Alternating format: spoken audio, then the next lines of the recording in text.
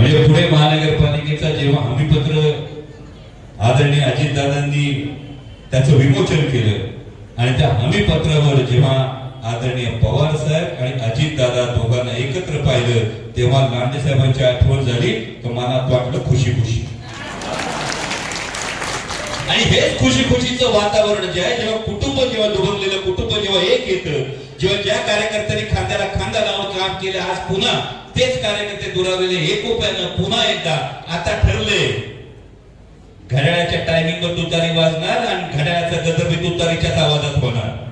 त्यामुळे ही गोष्ट जेव्हा ठरली कुटुंब एक येते आणि हे सामोरं जात असताना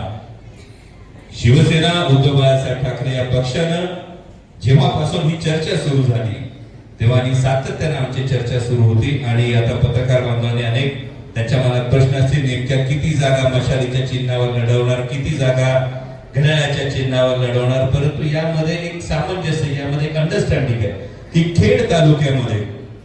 तिथली जी परिस्थिती होती तिथल्या कार्यकर्त्यांशी विचार विनिमय केला. खेड तालुक्यामध्ये तिथले आमदार हे शिवसेना उद्धव बाळासाहेब ठाकरे या पक्षाचे आमदार आहेत आणि खेड तालुक्यामध्ये राष्ट्रवादी काँग्रेस शरदचंद्र पवार पक्षाचे 3 उमेदवार हे तिथल्या आमदारांच्या म्हणण्यानुसार आम्ही मशालीच्या चिन्हावर लढवायला तयार झालो.